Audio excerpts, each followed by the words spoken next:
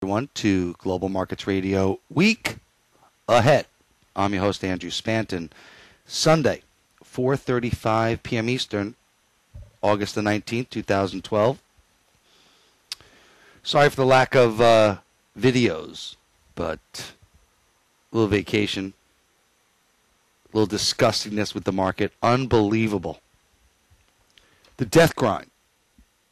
Decent volume on the S&P on Friday, but really, Wednesday, Thursday, just horrible. Amazing. Goes up on nothing.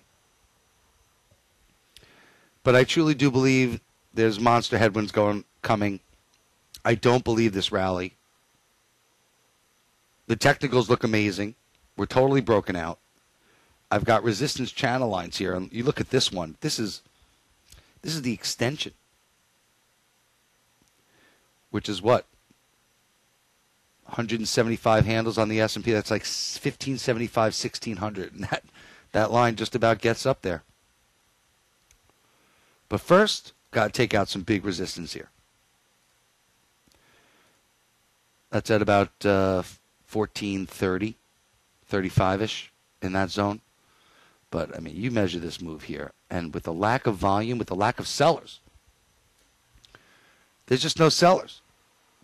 And you got all the QE freaks, all the money out there. Bond yields continue to explode, which means they're selling bonds and buying stocks with at least some of the money, which tells you it's almost coming to an end. Now, yes, Paul Ryan and this move in the bond market certainly makes sense when you look at it that way. Bernanke's hands are going to be tied now, be too political.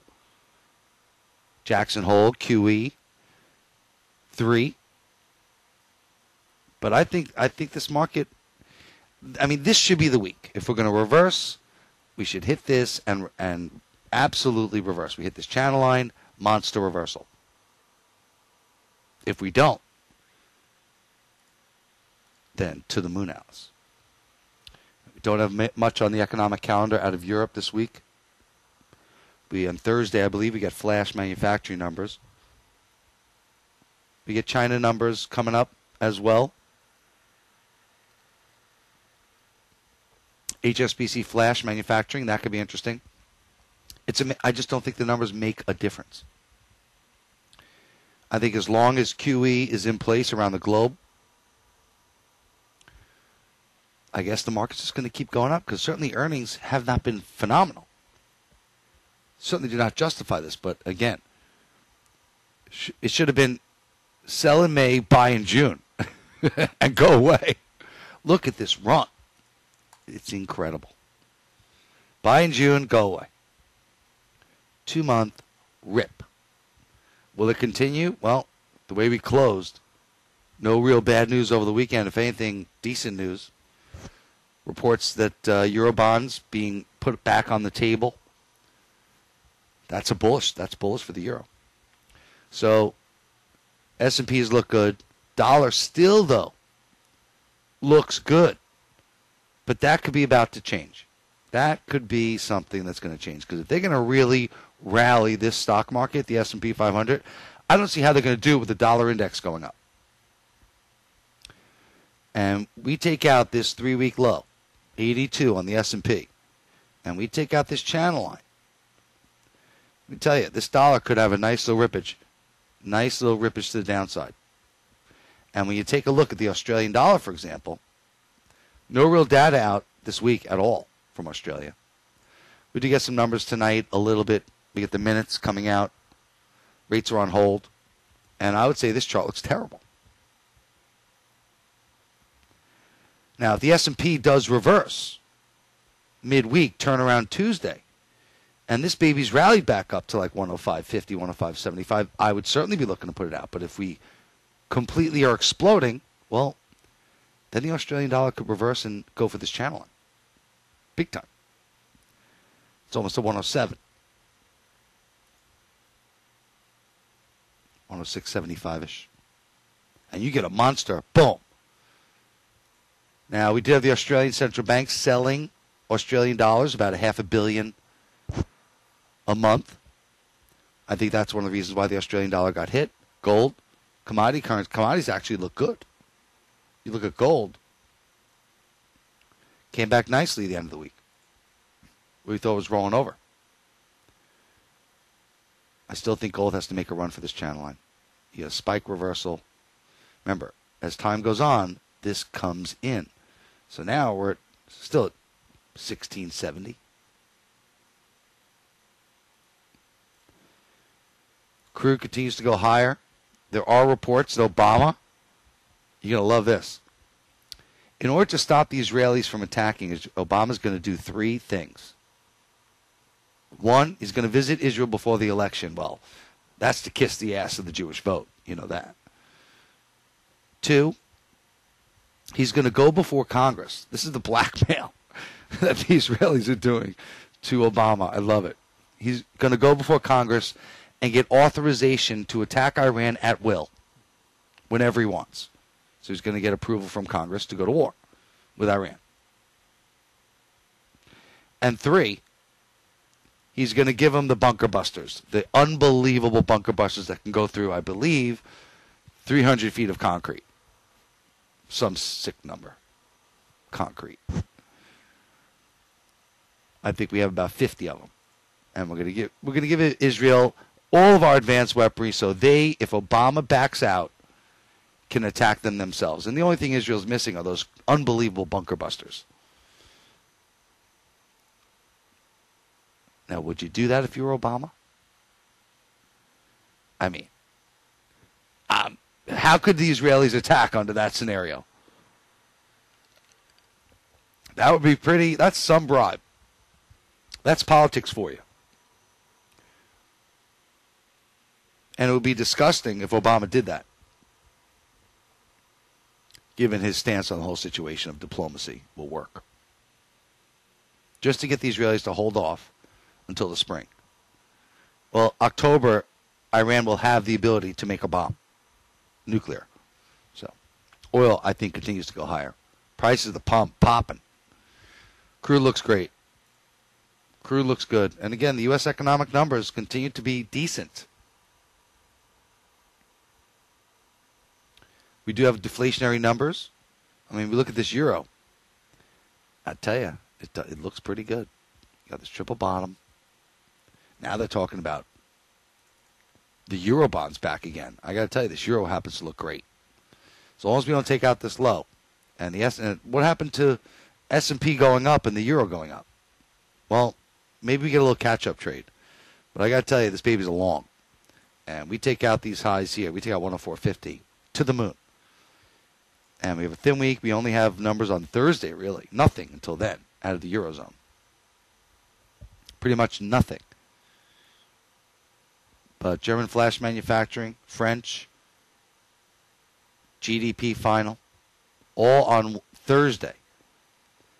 And this euro could pop just on reports of that bond purchasing. Yes, there were some comments over the weekend about Greece. They must stick to austerity. I believe more meetings now scheduled for September. I think there's a lot of stock going into September. You got Jackson Hole, and then you have all these meetings, Hollande, Merkel, taking place. Monty, September. And that's when we fail. But until then, I don't see why this euro can't easily rally 127. Looks easy. Triple bottom. Let me tell you, this euro really gets going. We could be launching, going up to 140. If the S&P goes to the extension rally of 1,600, I'll have to apply for food stamps. I mean, I can't. Listen, we're in such a thin environment. There's so much cash on the sidelines. These hedge funds, if they get gaga, meaning they just can't take it anymore, they're on the sidelines, and they start really piling in, this market could rip. And that closed on Friday. We couldn't even come in. A little. Goes to show you how strong 1,400 is on the S&P. So, to me, it seems like a fait accompli that we are definitely going to this channel line here. Right, and that looks like, what, 1450. What's just a joke is, we know 6 months from now, there's no way this market's going to be here. 6 months from now, this market's definitely going to be lower. But 6 days, that I don't know. That looks like a melt-up. But certainly to here. We might get there by Tuesday, and then we have a monster turnaround Tuesday. So I think until then, I think your bias has to be on the upside again. This Australian dollar, while the weekly looks great, you got your doji, your bearish engulfing, the daily looks a little different. Held 104, bounced off it a little bit, and again, I think a lot of this has to do with the central bank intervening and dumping Australian dollars. But I don't see how you can have an S&P going up, and the one proxy, the Australian dollar that's worked perfect, is now going to absolutely diverge, decouple. You go into the Kiwi. Aussie Kiwi looks like a nice short. I mean, this baby's almost at the channel line here. We take this out to the moon, and that'll drag the Australian dollar up. Now, Canada also, we had weak numbers. CPI data, terrible. Really didn't rally much. And I'll tell you, this baby is broken. And you know what's interesting also? I think the Obama administration desperately wants a strong Canadian dollar because they know the auto workers are fleeing. The automakers are fleeing Canada. $79 per hour per Canadian auto worker, 64 in the U.S. You wonder why Detroit's doing so well. American Detroit. Canadian manufacturers, big three, are not, actually. So, and again, commodity prices going up. Yes, you had the deflationary number on Friday. That was not good. Continue to see deflation around the globe. But if the stock market's going to rally, risk on. You know what that means. Now, again, with bond yields rallying, the trade of the week, people, could really be this dollar yen. If the S&P is breaking out and bond yields are breaking out, this is your trade. U.S. economic numbers are better. We could really start seeing a nice rally. And we've broken just about this short-term channel line. We take out 80.50, we could melt up. Melt up. And when you look at this move, it really has just started. And we could take a look at some other yens. Sterling yen, for example. This baby's just starting. We're relatively at the lows. You get a big melt up in dollar yen, 200 pips, this sucker explodes. So sterling yen looking very interesting. Euro yen. Bond yields going up. S&P going up. This is a recipe for, you would think, yen collapse. Yen carry trade back in vogue. At least for this week, maybe. Could be a huge trade. Again, long term, I don't buy it. Short term, though, a lot of the indicators are telling us this is what's going on. You even look at Aussie yen. This baby might make a run. Back to 88. We've come a long way, baby. But I don't know how you fight this tape. Even Luna yen. Looking muy interesante. Breaking out to the upside. My channel. And again, follow me on YouTube, Voice of Forex. Follow me on Facebook, Voice of Forex. Follow me on Twitter, Voice of Forex. 2 F's in of Forex. Now, we do have some other numbers coming out. U.S. durable goods should be an important number at the end of the week. So we certainly could reverse things. See this dollar Swiss. The China numbers Wednesday night, Thursday morning in Asia could change things.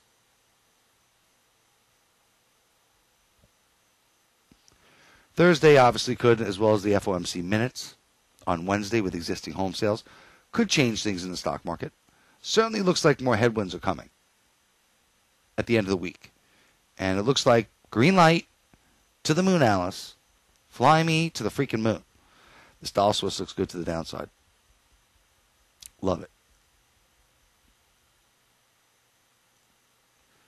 And even pound Swiss. Looking very vulnerable. Back to loving this sucker short. Big time. Again, this Swiss franc is so undervalued, it's not even funny. I know the SNB disagrees with me, but I'm telling you, it is. Euro sterling may have found a bottom. And again, we look at all the other ones we showed you before. Euro Aussie, Euro Kiwi, all rallying. Nice little break. Pop. I think this could continue. Again, I think the Aussie might go up a little bit, and the Euro goes up a lot. And that's how this trade will work.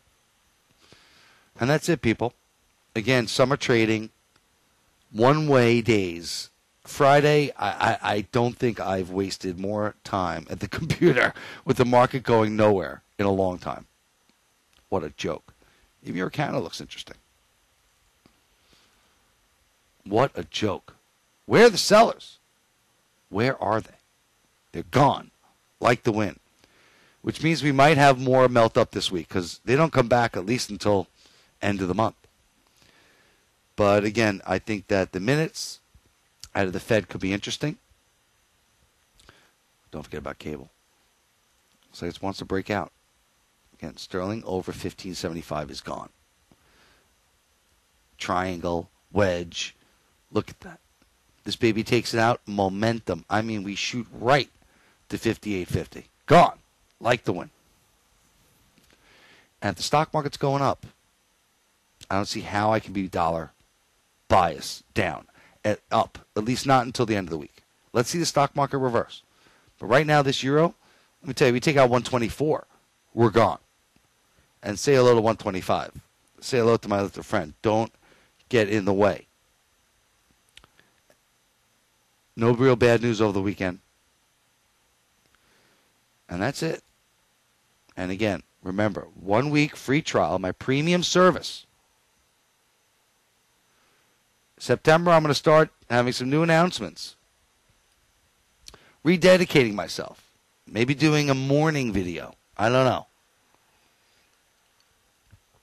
I need to get more subscribers, so I got to change things up. Got to do something. But a lot of traders come back in September, look for a big push then, look for some new announcements. And again, please share my video. Please retweet it. Andrew Spanton, Global Markets Radio, the only voice you'll ever need who truly loves to make you money. Look at that target on cable. Could be 161 melt up. Bye-bye.